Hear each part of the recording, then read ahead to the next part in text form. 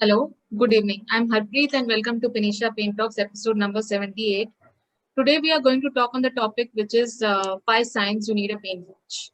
And we have with us Ms. Devanshi Palan, who is a pain coach. Welcome, Ms. Devanshi. Thank you for having me here. Good evening. Good evening. And we also have with us Dr. Siddharth Verma, who is a spine and pain physician. Welcome, Dr. Siddharth. Thank you, Harpreet, and good evening. Okay, so Devanshi, can you tell me कि किसी बहुत लोगों को अपने ऊपर आजकल doubt रहता है और तो हम क्या कर सकते हैं अगर हमें अपने ऊपर से डाउट करने से अपने आप को रोकने के लिए? ओके सो सेल्फ डाउट क्या होता है कि वो कैसे आता है खुद पे भरोसा ना करने से, या आप बहुत ज्यादा खुद के फ्यूचर के बारे में सोचते हो तभी स्पेशली सेल्फ डाउट बहुत आता है, या आपको लगता है कि आप केपेबल नहीं हो। तो जैसे कि फॉर एग्जांपल सेल्फ डाउट ऐसे ऐसे फॉर्म्स में आता है को आपको आपकी तारीफ कर ले फॉर एग्जांपल, तो आप उसे as a thank you form में लेने के बदले एंड उसका धन्यवाद कहने के बदले आप ऐसे सोचते हो कि शायद से मेरे में कुछ कमी है इसीलिए वो मुझे मेरी तारीफ कर रहा है, एंड आप वो तारीफें ले नहीं पाते हो। उसके अलावा जैसे छोटे मोटे डिसीजन लेने की बात आ गई, मुझे आज यहाँ जाना है या कुछ करना है, जॉब पिकअप करना है, तो तभी कैसा होता है कि आप वापस खुद के डिसीजन को डाउट करते हो, आप खुद के डिसीजन को ट्रस्ट ही नहीं कर पाते हो। एंड फिर कैसा होता है, आपका जो कॉन्फिडेंस रहता है या आपका जो सेल्फ एस्टीम है, जो खुद के प्रति I would say that how confidently you feel, तो वो सब लो हो जाता है।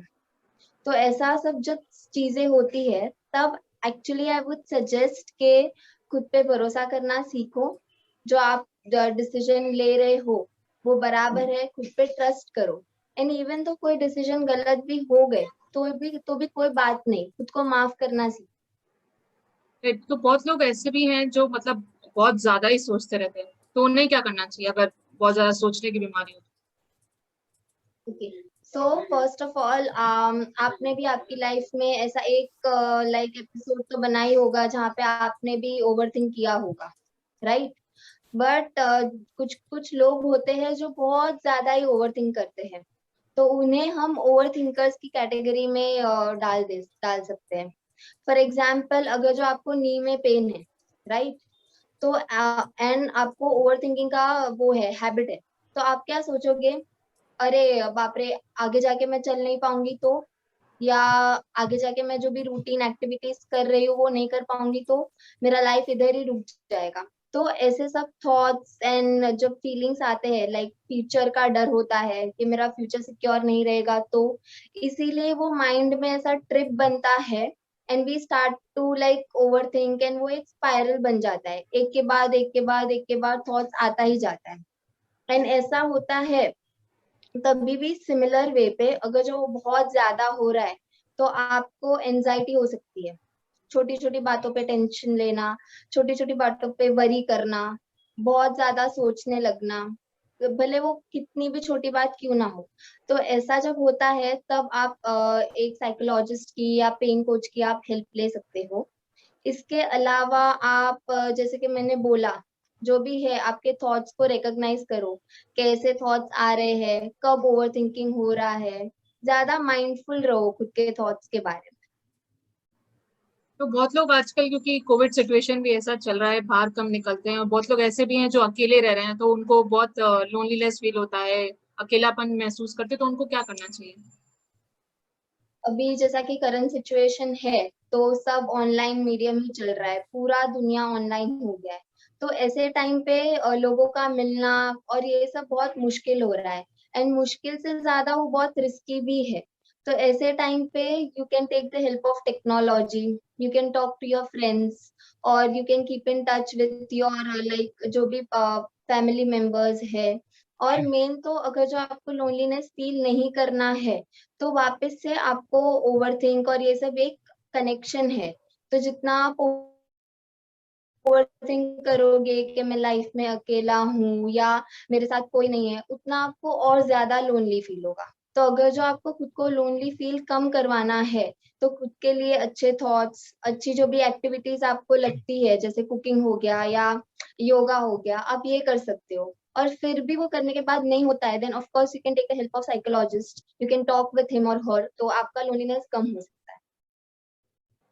तो डॉक्टर सिद्धार्थ, बहुत लोग ये कहते हैं कि पेन जो है वो यूजुअली ब्रेन के साथ कनेक्टेड है, तो और पेन कोच की उसमें जरूरत पड़ती है, तो आपको क्या लगता है उस बारे में? देखिए, पेन तो डेफिनेटली ब्रेन के साथ कनेक्टेड है, बिकॉज पेन जो है वो एक एक्सपीरियंस है। और अगर आप देखें कि वो एक्सपीरियंस तो डेफिनेटली ब्रेन ही वो सब एक्सपीरियंस कर रहा है। और उस एक्सपीरियंस को मॉडिफाई करने की जो पावर है वो भी ब्रेन में है, और पेन कोच उस पावर को यूटिलाइज करने में मरीज की मदद कर सकते हैं। अगर ऐसा हो पाए तो पेशेंट जो है वो न सिर्फ पेन से बेहतर तरीके से जिसे कहते हैं लड़ सकता है, बल्कि उसे रिवर्स, पेन की चेंजेस को रिवर्स भी कर सकता है। और इसमें अगर हम मेडिकल ट्रीटमेंट को कंबाइन कर दें तो वो परमानेंट रिलीफ की तरफ बढ़ सकता है ऐसा मरीज। और अगर ऐसा नहीं किया जाए तो आफ्टर अ वाइल पेशेंट जो है वो एक डाउनवर्ड स्पाइरल में जा सकता है। मतलब उसे पहले दर्द है, फिर उसके बाद उसका ध्यान सारा दिन उधर रहता है, फिर वो काम नहीं कर पाएगा, फिर उसके बाद उसकी लाइफ में प्रॉब्लम्स आएंगी, फिर पर्सनल रिलेशन खराब होंगे, फिर एक एक चीज करके उसकी जितनी भी समझिए आप जीवन की चीजें हैं वो सब बिगड़ने लगती हैं। और इससे प्रिवेंट करने के लिए या इसे ट्रीट करने के लिए पेन कोच का बहुत बड़ा रोल है। तो आपको कब लगता है कि मतलब ऐसे पेशेंट्स को एक पेन कोच को दिखाना चाहिए? आप कैसे रेकमेंड करते हैं पेशेंट्स को? देखिए, हमारे कुछ सवाल होते हैं, कुछ तरह के क्वेश्चंस होते हैं, कुछ हमें कुछ साइंस एंड सिम्टम्स मरीज में दिखते हैं कि ऐसा अगर हो रहा है तो फिर हमें पेन कोच की मदद जो है वो लेनी चाहिए। और कभी कभी पेशेंट खुद आके भी ऐसा बताते हैं, जैसे फॉर एग्जांपल नींद अफेक्ट होना, फॉर एग्जांपल जो काम उन्हें पहले अच्छे लगते थे उसमें अब मन ना लगना, फॉर एग्जाम्पल जिससे कि आम आम लोगों को अच्छा लगता है, मजा आता है, उसमें उनका इंटरेस्ट ना होना, फॉर एग्जाम्पल जीवन से इंटरेस्ट उठने लगना, फॉर एग्जाम्पल जो जो आदमी पहले बहुत ही ज्यादा एक इफेक्टिव था उसका इफेक्टिव ना रह जाना, काम में लैक्सिटी आना। सो ये जो बदलाव हैं ये दर्द से डायरेक्टली नहीं आए हैं, दर्द से थोड़े ना कोई ये बदलाव आ सकते हैं, बल्कि दर्द से जो उस मरीज के जो दिमाग पे असर हुआ है, उस वजह से जो उसने चेंज लाए हैं अपने एटीट्यूड में, बिहेवियर में, या फिर उस दर्द की वजह से जो समाज ने उसे बहिष्कृत कर दिया है या फिर उसे इफेक्ट किया है। हो सकता है उसका एम्प्लॉयर ने उसे बोला कि भाई कल से काम मत पे मत आओ, तुम्हें तो कमर में दर्द है, तुम क्या हमारा काम करोगे। तो ऐसी सब चीजों की वजह से जो है वो मरीज को ये दिक्कत आने लगती है, और उस समय उसे एक पेन कोच की जो जरूरत है वो काफी महसूस हो सकती है। और अगर हमें ऐसा लगे तो हम जरूर पेशेंट को ये सलाह देते हैं। जैसे बहुत सारे पेशेंट्स हैं जो मतलब डिसाइड नहीं कर पाते, फोकस नहीं कर सकते अपने काम पे, या फिर कम्युनिकेट मतलब बात नहीं कर पाते हैं एक दूसरे के साथ। बहुत लोग ऐसे पेशेंट्स भी हैं जो दर्द में किसी से बात नहीं कर पाते हैं। तो आपको एज अ पेन कोच क्या लगता है कि आप क्या कर सकते हैं ऐसे पेशेंट्स के लिए?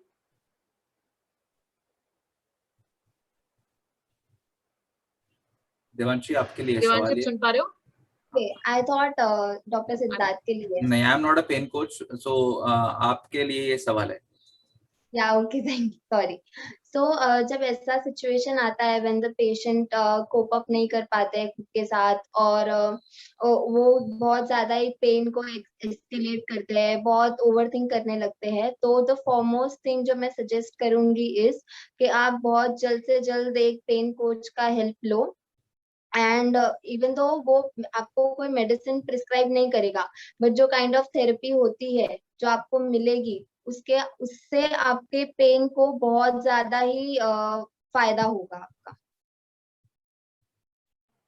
डॉक्टर सिद्धार्थ, जैसे बहुत सारे पेशेंट्स हैं जो मतलब उन्हें पता ही नहीं है उनको पेन कोच की जरूरत है, तो आप वो कैसे पता लगाते हैं कि सामने वाला जो पेशेंट आया है कि उसको एक पेन कोच की जरूरत है? देखिए, जैसे मैंने पहले आपको बताया, कुछ साइंस एंड सिम्टम्स मरीज एग्जिबिट करता है और कुछ सवाल जो हम पूछते हैं उसके जवाब देता है, और हमें तो सीधे तरीके से पता चल जाता है।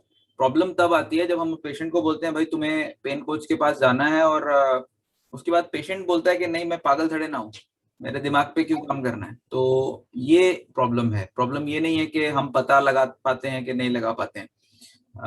एक स्पाइन और पेन फिजिशियन को अच्छे से पता है किस मरीज को एक पेन कोच की जरूरत है। दूसरी प्रॉब्लम ये है कि जो बाकी डॉक्टर्स हैं काफी बार इस चीज को समझ नहीं पाते।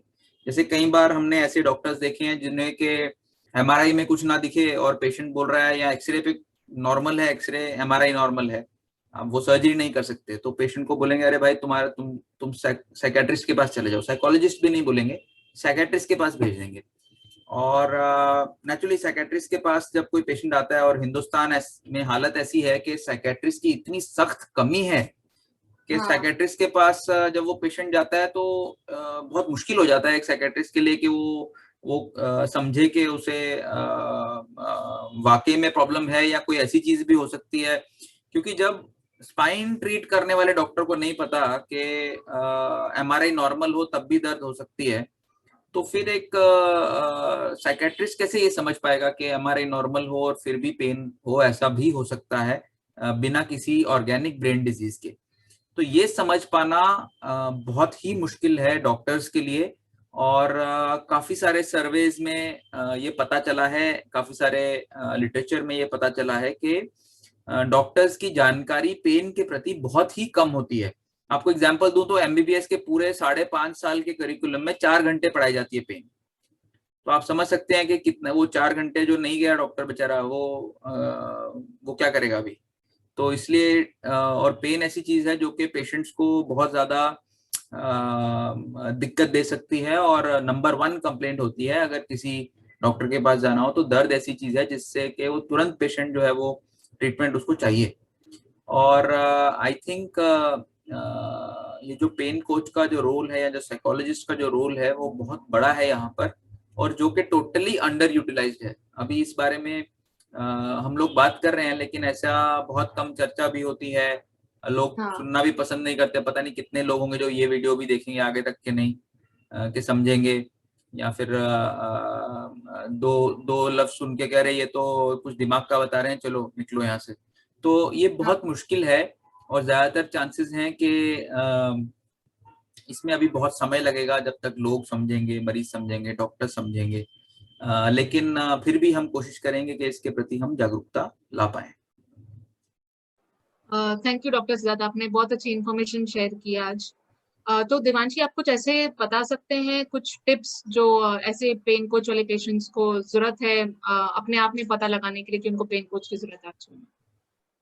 तो first and the foremost thing जो मुझे बोलना है, सबसे पहली चीज ये कि अगर जो आप कोई पेन फिजिशियन के पास जा रहे हो एंड वो आपको पेन कोच रिकमेंड करता है, लाइक पेन साइकोलॉजिस्ट, तो आपको ऐसा नहीं सोचना है कि मुझे पेन है तो मुझे कोई जरूरत नहीं है साइकोलॉजिस्ट के पास जाने की, because this is something physical.